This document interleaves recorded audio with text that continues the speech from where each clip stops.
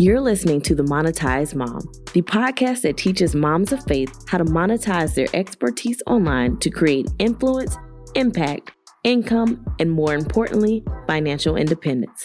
I'm your host, Flo Alexander. Let's chat. Hey mama, if you're listening to this, I know one thing about you. You want to be able to exit your corporate career so that you can spend more time with your spouse and kids, have the freedom to travel and live life on your own terms, all while creating real transformation and impact in the lives of others with your expertise. Well, you're in luck. I just released a new case study on the method moms are using to build a profitable online business, make a full-time income from home, and quit their 9-to-5. You can access it now at themonetizedmom.com/study. That's themonetizedmom.com/study. Again, themonetizedmom.com/study. Let's get on with the show. So are you struggling with getting exposure for your business? Do you feel like you're doing everything but still not getting anywhere? If so, I'm super excited because today I'm going to be talking about how you can get more exposure for your business.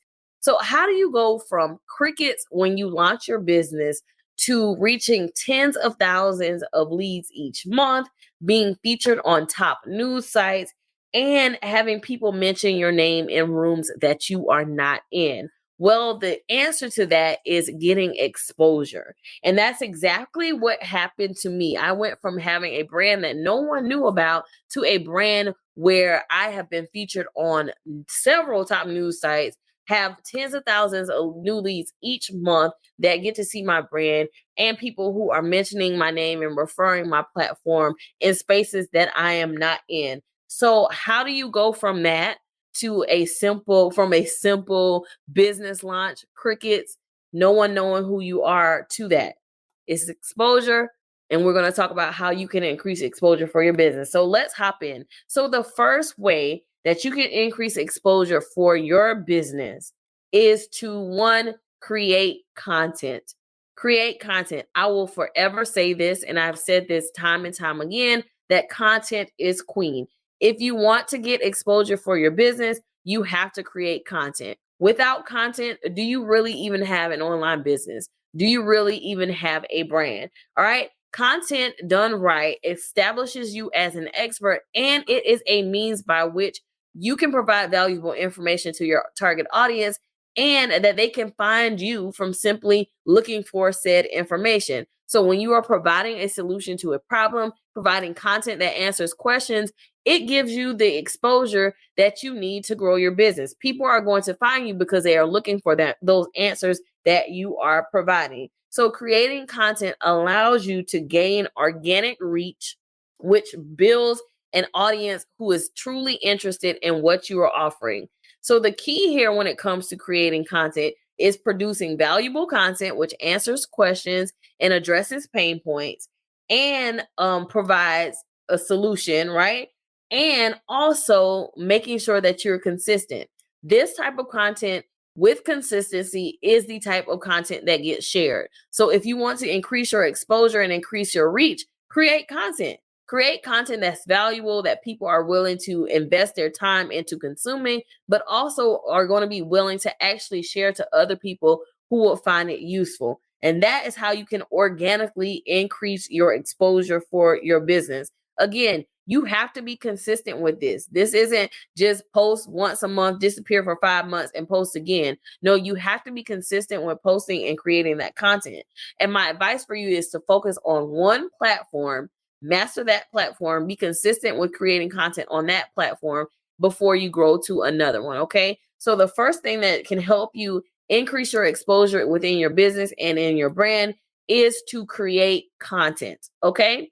The second way that you can increase exposure in your business and for your brand is to collaborate. And I feel like collaboration is one of those most underutilized tactics for increasing exposure in your business. In fact, collaborations is a huge part in how I was able to build my online brand, partnering with other people who are in a similar niche or in adjacent niches, so to speak, in areas where I could provide value to their audience and they could provide value to mine in whatever way we chose to collaborate. So the key to collaborating is making sure that you're actually collaborating with the right people. This should not be a way to get on someone else's platform because they have a larger following. You need to be able to provide value to that audience, and it needs to make sense. Sometimes I think we often have too much emphasis on competition, right? When in reality, if we collaborate, everybody can win. So you need to collaborate if you want to increase your exposure within your business. So the question is, how do you collaborate? Go live with someone, go live on social media, do a live stream on a specific topic that's going to be beneficial for both audiences. Do a class or a webinar or something along those lines. Again, where it's going to be mutually beneficial for both audiences. Do a podcast interview. So you can either be the podcast host or you can be a guest on a podcast, and you're providing value. You're sharing your expertise with that audience. The whole point is to collaborate with people who are in a similar niche or who has an audience that you have the expertise to reach, an audience that will be good for your business, and vice versa. Your audience is good for that other person's business as well. So the question I'm sure you're going to ask is, how do you get collaborations? And the simple answer is to ask. Ask. The majority of the collaborations that I do, I am initiating that because I want to be very conscious about who I attach my name to and who I bring on my platform and whose platform I go on. So if you want to get collaborations, simply ask, but make sure you're asking the right people. And here's one thing that I want to share when it does come to collaborations and asking people. Don't just cold message someone that you don't know. You need to build a relationship and build rapport. If this is someone that you have an interest in maybe collaborating with in the future, follow them on social media, get on their email list, learn more about them, engage with their content, build a relationship and engage first. The worst thing that you can do is randomly email someone or randomly message someone that you have not engaged with and you don't know much about and ask them to collaborate. No, you need to build their relationship, build the rapport, and know something about them. The most frustrating thing for me is that I literally get inquiries for collaborations of some sort every single day, and I'm not exaggerating. And what's so frustrating is these people don't know me. Half the time they don't say my name right or spell my name right or even know what my name is because they're sending out this generic email and they're cold messaging me, but they haven't spent the time to one, learn my name, understand what I do on my platform, engage with me so that it's going to be an easier yes for me as opposed to just saying getting deleted, because that's what happens at the end of the day. If I get a cold message and I know this person hasn't engaged, they don't know what my content is about, they don't know me, and they just want to use my platform for their benefit, it automatically gets deleted. So don't be that person. Engage with them, understand their content, make sure it's a good fit and that you can provide value and they can provide value for your audience as well. Okay. So make sure that you are doing the work and actually asking for collaborations if you want to get more exposure for your brand. The third thing that you want to do is contribute commentary. Contribute commentary. What do I mean by that?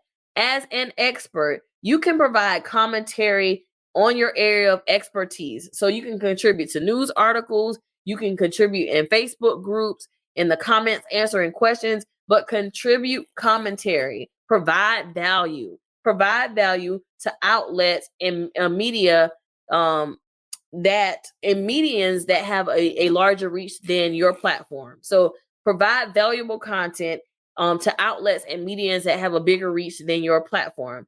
Always, always, always have something valuable and thoughtful to say.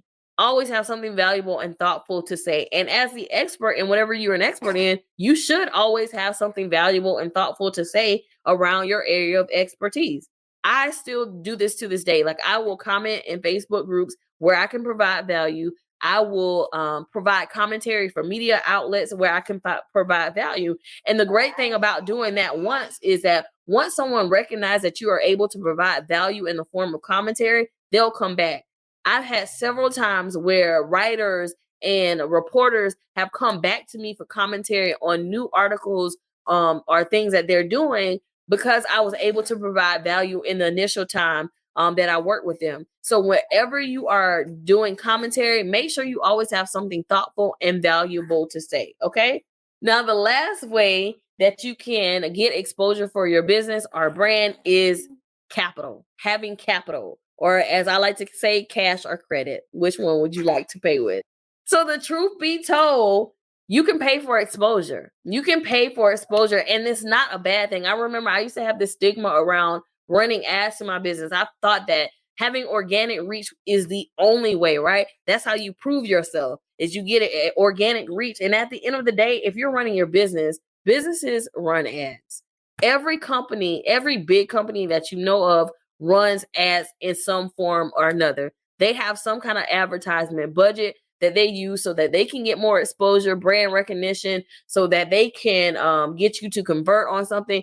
Every business has a marketing and advertising budget. So you have to get out of the mindset of thinking that you are just, a regular person out here posting content. You are a business. And so you have to have the mindset of a business. And a part of that is budgeting for marketing and advertisement. So I really got serious about ads this year, and it has played a huge part in increasing my exposure for my business.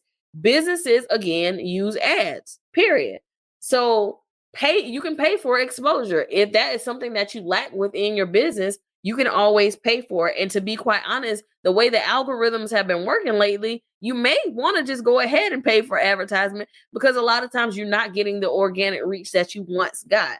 So don't think it's out of your reach. You can literally, if you can spare $1 a day, $5 a day, something, that is a way that you can get more exposure in your business. And at the end of the day, what is a $5 a day investment, which equates to $150, or even if it's $1, what's $30 a month to a business that can earn you exponentially more in the long run? So if you want more exposure, cash or credit, please. Have some capital, and that is one way that you can get exposure. Now, I've given you 4 ways that you can increase exposure in your business, but the truth of the matter is, before you get more exposure, you need to make sure that you have the foundation of your business right. Do you have your messaging correct, so that when more people have eyeballs on it, they're able to know that this is a platform that is for them? So is your messaging correct? Do you actually have an offer that you can present to people once they get on your platform? Do you have a way to turn them from just eyeballs to actually leads on an email list? So do you even have a lead magnet in place? Do you have the systems in place, right? Do you have an offer? What I would hate for anyone's business or brand is that you get this exposure. So you do all these things that I just mentioned, and you get this exposure, but then you can't capitalize on the exposure that you have. You don't have a way to turn those eyeballs into income, right?